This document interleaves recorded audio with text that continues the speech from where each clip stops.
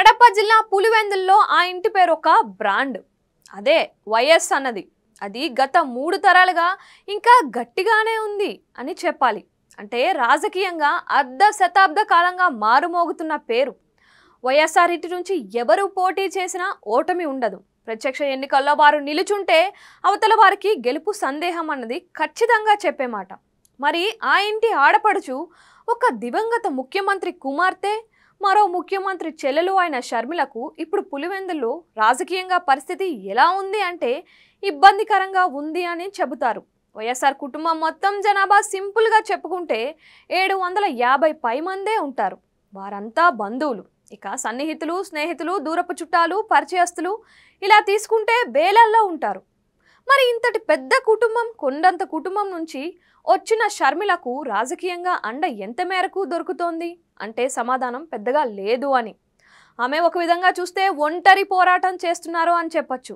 YS Sharmila Kadapa నుంచి కాంగ్రెస్ తరపున ఎంపీగా పోటీలో ఉన్నారు. తమ తరపున పోలింగ్ ఏజెంట్లను ఆమె నియమించుకునేందుకు కూడా బంధువుల నుంచి తగిన సహకారాలు దక్కటం లేదు అని ప్రచారంగా ఉంది. సొంత బంధువులే ఆమెను దూరం పెడుతున్నారని టాక్ వినిపిస్తోంది.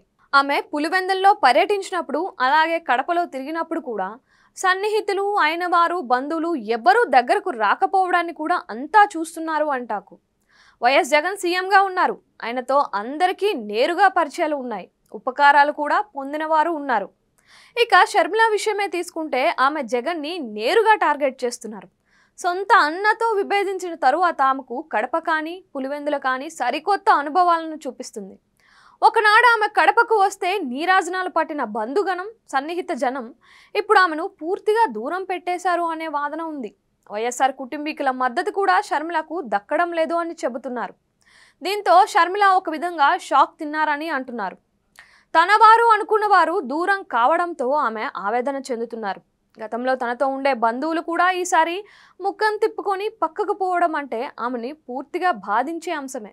దానికి కారణం షర్మిల ఎంచుకున్న రాజకీయ పందా అని విశ్లేషిస్తున్నారు. షర్మిల వైఎస్ఆర్ కుటుంబానికి పెద్ద దిక్కుగా ఉంటూ ఏపీకి సీఎంగా ఉన్న జగన్ని టార్గెట్ చేస్తూ తీవ్రంగా విమర్శించడాన్ని తట్టుకోలేకపోతున్నారు. వైఎస్ కుటుంబంలో ఈ చీలికలు, కలతలు ఏంటి అని చాలా మంది ఆవేదన చెందుతున్నారని, అన్న చెల్లెల మధ్య వివాదాలు ఏమున్నా షర్మిల ఇలా జగన్ని బాహాటంగా విమర్శించడం మాత్రం వారు తట్టుకోలేకపోతున్నారు అని, ఆమెను దూరం పెడుతున్నారు అని సన్నిహితులు చెబుతున్నారు. ఇక కడపలో కానీ పులివెందుల్లో కానీ జగన్ అన్న మాటే వేదం. ఆయన నియమించిన మనుషులతో అయిన వారి అందరికీ పనులు సాఫీగా జరుగుతాయి. అదే షర్మిలను నమ్ముకుంటే ఆమె గెలిచినా ఓడినా హైదరాబాద్లో ఉంటారని, అందుకే ఆమెతో ఎందుకు అని చాలా మంది సన్నిహితులు దూరం పాటిస్తున్నారు.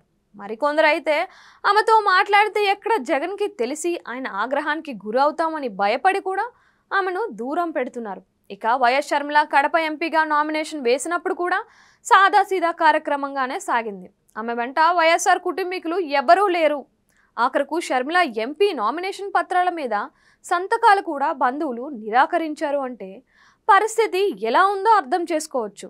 ఇక ఎన్నికల వేళ తనకు ప్రధాన ఏజెంట్గా ఉండాలని షర్మిల నేరుగా తమ కుటుంబంలోనే ఒక కీలక వ్యక్తిని కోరగా ఆయన సున్నితంగా తిరస్కరించడం కూడా ప్రచారంగా ఉంది.